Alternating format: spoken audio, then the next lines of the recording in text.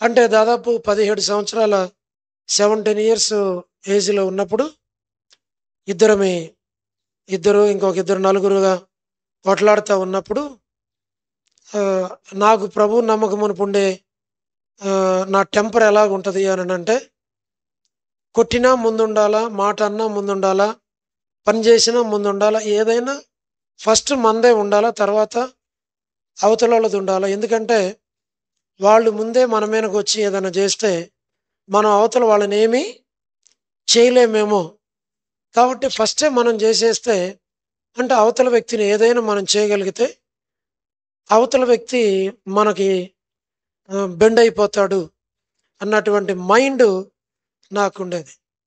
ఉన్నప్పుడు 17 ఇయర్స్ అప్పుడు ఆహ్, ఒక వ్యక్తి ఏదో మాట్లాడుతూ పైకొచ్చేస్తే అప్పుడు నేను వెంటనే నా దగ్గర ఉన్నటువంటి నైఫ్ తీసుకొని నేను వాడిని పొడిచాను. పొడిస్తే అది 4, 5 అంగుళాలు ఎళ్ళిపోయింది. వాడు చచ్చిపోయేవాడే. మొత్తానికి లాస్ట్‌లో ఎట్లో బ్రతికాడు. ఆ తర్వాత అప్పటినుంచి వాడు నన్ను చూస్తే భయపడేవాడు. ఎందుకు అంటే వీడు నన్ను చంపటానికి ప్రయత్నం చేశాడు. చచ్చిపోయేవాడిని. కాబట్టి వీడితో మనం కొంచెం జాగ్రత్తగా ఉండాలని ఉండేవాడు. అంటే నా తత్వం అట్లాంటిది. ఇప్పుడు ఉన్న తత్వం చానా క్వైట్ అపోజిట్‌గా ఉంటది. హ్మ్. ప్రభువుని ఎరగక ముందుండే తత్వం ఎట్లా ఉంటదంటే ఫస్ట్ చాలా రూడ్‌గా ఉంటది. మాటల సంక్రాంతి పండగ. మేము కూడా యేసు ప్రభువుని నమ్ముకోకముందు సంక్రాంతి పండుగలు, దీపావళి అన్ని పండుగలు చేసేవాళ్ళం. అన్ని పండుగలు చేసేవాళ్ళం. ఇంటి ముందు ముగ్గులేసేవాళ్ళు. తర్వాత మరి విగ్రహాలు పెట్టేవాళ్ళం. పూజలు చేసేవాళ్ళం. ఎందుకు అనంటే మా తాతగారి పేరు బ్రహ్మయ్య. మా అమ్మ పేరు మా నానమ్మ పేరు మహాలక్ష్మి. మా నాన్నగారి పేరు తిరుపాలు. అంతా క్రైస్తవ బ్యాక్‌గ్రౌండ్ గాదు. మళ్ళీ మా అమ్మమ్మ వైపున కొంత క్రిస్టియానిటీ ఉండేది. కానీ మా ఫాదర్ వైపు మాత్రం ఎవ్వరు లేరు. ఒక్కరు కూడా లేరు. అలాగుండేవాళ్ళం. తర్వాత ఏది చేయాలన్నా గూడా రాళ్ళు పెట్టి, పటాలు పెట్టి, పూజలు చేసి, టెంకాయ కొట్టి, తర్వాత సాంబ్రాణి ముట్టిచ్చేసి, తర్వాత వాటిని ఎలిగించుకొని, తర్వాత బొట్లు పెట్టుకొని, తిరిగి ఈ చేతికి ఏ తాళ్ళు తిరుమలలో ఉంటాయి.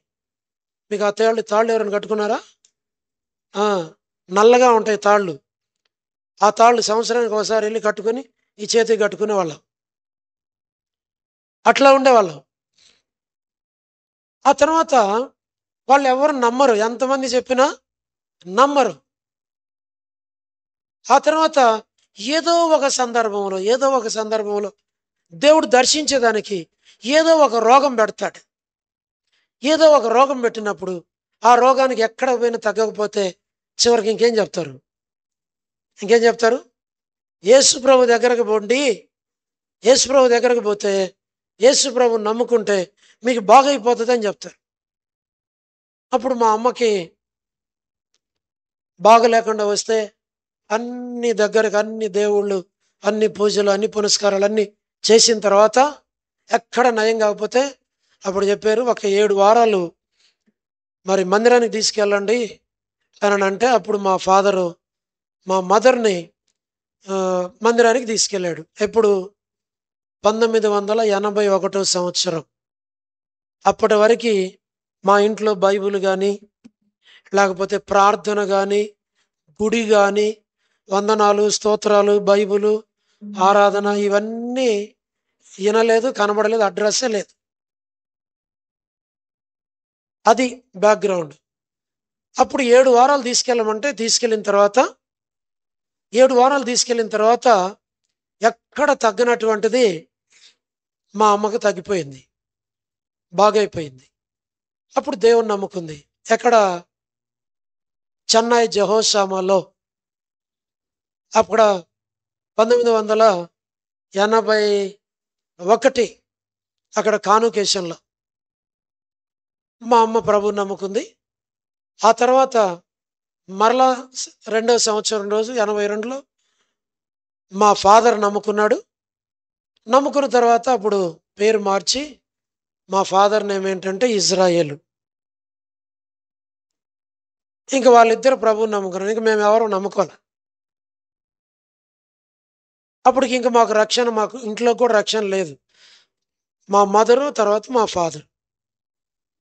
81, 82 అక్కడ అయిపోయింది. ఎందుకంటే మాకు ఒంగోలుకు దగ్గరగా ఉండేది చెన్నై. ఒంగోలు ట్రైన్ ఎక్కితే చెన్నై వెళ్ళిపోవచ్చు. కాబట్టి అక్కడికి వెళ్ళారు, వాళ్ళు ప్రభువుని నమ్ముకున్నారు. ఆ తర్వాత వాళ్ళిద్దరు ప్రభువుని నమ్ముకొని మమ్మల్ని కూడా దేవుని మందిరానికి వెళ్ళాలా, సండే స్కూల్కి వెళ్ళాలా, ప్రార్థనకు వెళ్ళాలని సతాయించేవాళ్ళు. ఇంక ఇంట్లో ఎవరికి రక్షణలే. మా అక్క వాళ్ళకి కానీ మాకు కానీ ఎవరికి లేదు. అలాగున్నప్పుడు వాళ్ళు తల్లిదండ్రులు ప్రభువుని నమ్ముకున్నారు. మమ్మల్ని ప్రభు దగ్గరికి తీసుకురావడానికి చాలా ప్రయత్నాలు చేశారు. ప్రయత్నాలు చేస్తే తల్లిదండ్రుల కొరకు గుడికి వెళ్ళటం, ఆ వెనక కూర్చోవటం, 4 మాటలు వినటం, తర్వాత రావటం, మరలా సినిమాలు, షికారులు, అన్ని అలవాట్లు అన్నీ ఉన్నాయి. ఆ టైంలోనే నేను ఆ పని చేసింది ఒక వ్యక్తిని. ఇక ఆ తర్వాత ఇక దేవుని దగ్గరికి మా తల్లిదండ్రులు వస్తున్నప్పుడు కుటుంబంలో ఉన్న వాళ్ళు రావటం, మేము కూడా రావటము నమ్ముకున్నాం. ఆ తర్వాత మా అక్క వాళ్ళ ప్రభువుని నమ్ముకున్నారు. మా అక్క వాళ్ళ తర్వాత నేను నమ్ముకోవాలా. రే, మా ఫాదర్ అన్నాడు, 3 అక్కలు దేవుని నమ్ముకున్నారా, ఇంక నువ్వు నమ్ముకుంటే తర్వాత ఇంట్లో వాళ్ళు నమ్ముకుంటారు అని చెప్పేసి అంటే నేను అన్నాను, ఇప్పుడు కాదులే, మీరు వెళ్ళండి చాలు, నేను మా తల్లిదండ్రులు కన్నా మీ వయసు అయిపోయింది, మీరు దేవుని నమ్ముకున్నారు, మీకు నడుస్తుంది, నాకు నడవదు, తర్వాత నేను నమ్ముకుంటాను చెప్తానులే అని చెప్పేసి అని అనేవాడిని. లేదు లేదు, మాతోనే చర్చికి రమ్మని చెప్తే మందిరానికి వస్తున్నాం అని చెప్పేసి వాళ్ళని మందిరంలోనికి వెళ్ళిన తర్వాత బయటకు వచ్చేది, మనం సినిమాకి వెళ్ళేది. వాళ్ళేమో మందిరంలో, మనమేమో సినిమా హాల్లో. నేను ఎవరి పార్టీ అని అంటే, నేను నా యొక్క ఫ్యాన్ ఎవరంటే కృష్ణ ఆ దినాల్లో. తర్వాత శోభన్ బాబు, ఆయన మంచిగా బ్రేక్ డాన్స్ చేస్తాడు, ఆడంటే ప్రాణం. కృష్ణ మంచిగా స్టోరీలు చెప్తూ ఉంటాడు, మంచిగా వాడు చాలా బాగా చేస్తాడు. వాళ్ళిద్దరు పార్టీ నేను. వానిది ఏ సినిమా వచ్చినా అది ఎంత టికెట్ అయినా సరే, లేకపోతే టికెట్ లేదన్నా సరే, టికెట్లు ఇచ్చేవాడిని అయినా సరే, అవసరమైతే వాడిని 2 బీకైనా సరే, ఇకపోతే వాడు టికెట్ ఇవ్వాలి చచ్చినట్టు చేసి ఆ సినిమాకు పోవాలి. 1 సారి 2 సార్లు 3 సార్లు అయినా చూడాలి సినిమా. కృష్ణగాడి సినిమా వచ్చిందంటే ఇంకంతే, చూడాల్సిందే, అంత ప్రాణం. తర్వాత తర్వాత తర్వాత కొంచెం చిరంజీవి అంటే చాలా ఇష్టం ఉండేది. తర్వాత అవి పోయినాయి. అంటే అట్లా లోకము, అటు మందిరంలోకి పోవటం తల్లిదండ్రుల కోసం, ఇటు రావటం, సినిమాలు చూడటం, మరలా రావటం. ఎంతకాలం. ఆ తర్వాత దేవుడు చూసి ఏం చేశాడంటే ఒక యాక్సిడెంట్ పెట్టాడు. ఆ యాక్సిడెంట్లో నేను చనిపోయేటువంటి యాక్సిడెంట్. ఆ యాక్సిడెంట్లో అప్పుడు దేవుడు నాతో మాట్లాడటం. ఎందుకనంటే అప్పుడప్పుడు వెళ్ళటం, కూర్చోవటం, రావటం, ఈ మాటలు వింటున్నాం కదా. అంటే దేవుడు అంటే ఇష్టం లేదు. దేవుని నమ్ముకుంటే లోకాన్ని వదిలిపెట్టాలా, లోకంలో ఉన్న ఆశలు వదిలిపెట్టాలా, సినిమాలు, సిగరెట్లు, లోక స్నేహము, లోకంలో ఉండేటువంటి వాటన్నిటిని వదిలిపెట్టేయాలా. మనకెక్కడ కుదురుతుంది, మనకు అది కాని పని అన్నట్లుగా ఉండేది, అంత ఇదిగా ఉండేది. మరి ఎక్కడ చూసినా లోకం ఎంత ఆకర్షణీయంగా ఉండేది. అలాగుండేటువంటి దినాల్లో ఒక యాక్సిడెంట్కి దేవుడు నన్ను గురి చేసి, ఆ యాక్సిడెంట్లో దేవుడు మాట్లాడుతూ వచ్చాడు. ఒక స్వరం వినబడుతోంది. ఒక బైక్ యాక్సిడెంట్లో మరి ఒక పెద్ద కాలువ దాటుకొని అవతల నేను నా ఫ్రెండ్ వెళ్ళిపోయి కాలువ దాటి అవతల పడినాం. బండి ఒక దగ్గర, నేను ఒక దగ్గర, మా ఫ్రెండ్ ఒక దగ్గర పడినాము. తలకి గాయాలు, చేతులకు గాయాలు, ఒంటికి గాయాలు. మరి ఎట్లా ఉంది అని అంటే, ఒకవేళ ఆ కాలువలో కానీ పడిపోతే, అది నాగార్జున సాగర్ కాలువ, పెద్ద కాలువ, కెనాల్ అది. దాంట్లో పడితే ఇంకా మనుషులకు ఎవరికి కూడా దొరకరు. కాబట్టి రైట్ కెనాల్, లెఫ్ట్ కెనాల్ ఉంటాయి. మాకు ఒక కెనాల్ వస్తాయి. దాంట్లో పడిపోవాల్సింది. అవతలకి పడిపోవటంలో ఎట్లా మేము బ్రతికాం. అక్కడ ఒక స్వరం వినబడుతూ వచ్చింది. ఏం వినబడిందంటే, ఇప్పటికైనా నన్ను నమ్ముకుంటే, ఇప్పటికైనా నా మార్గంలోనికి వస్తే, ఇప్పటికైనా నన్ను తెలుసుకుంటే, భూమి మీద బ్రతికించి నా కొరకు నేను నిన్ను వాడుకుంటా. లేదు అని అంటే నిన్ను భూమి మీద ఉండకుండా చేస్తాను అని అన్నాడు. అంటే అప్పుడే చేస్తాడో తర్వాత చేస్తాడో మనకు తెలియదు. అప్పుడు నాకు చాలా భయం వచ్చింది. తర్వాత లేచాను. చేతులకి, కాళ్ళకి, తలకి గాయాలు. తర్వాత హాస్పిటల్ తీసుకెళ్లారు. తర్వాత గాయాలు అవన్నీ కూడా క్లీన్ చేశారు. ఒక నెల రోజులకు పైన ట్రీట్మెంట్ తీసుకున్న తర్వాత అప్పుడు ఇంట్లో వాళ్ళు కూడా చెప్పారు. ఏమన్నారంటే, చూడు, మనం దేవుని నమ్ముకున్నాం, అన్నిటిని వదిలిపెట్టాం, విగ్రహాలు వదిలిపెట్టాం, అన్నిటిని వదిలిపెట్టాము. మనం ఇంకా లోకం కొరకు జీవించకూడదు, మనం దేవుని కొరకు జీవించాలని మా తల్లిదండ్రులు దేవుని కొరకే. ఇక అప్పుడు నేను అన్నా, సరే అట్లయితే నేను కూడా మందిరంకి వస్తాలే అని చెప్పేసి. ఆ భయం ఒకటి ఉంది లోపల. వినకపోతే రాకపోతే తీసేస్తానన్నాడు కదా, ఆ భయంతో అట్లా మందిరానికి వెళుతా ఉండేవాడు. ఇలాగున్నప్పుడు లోపల ఇష్టం లేదు, కానీ తల్లిదండ్రులను బట్టి వాళ్ళని బట్టి వెళ్ళి కూర్చోవటం. ఒకరోజు నేను చర్చిలో కూర్చున్నా. మరి కూర్చున్న తర్వాత ఒక ఆయన బోధిస్తూ ఉన్నాడు. ఆయన పేరు ప్రేమయ్య. తర్వాత ఆయన వాక్యం చెప్పి అంత అయిన తర్వాత ఇదే శ్యామనగర్లో ముత్తునాయకం అంకుల్ ఆయన తర్వాత మళ్ళీ క్లాస్ తీసుకున్నాడు.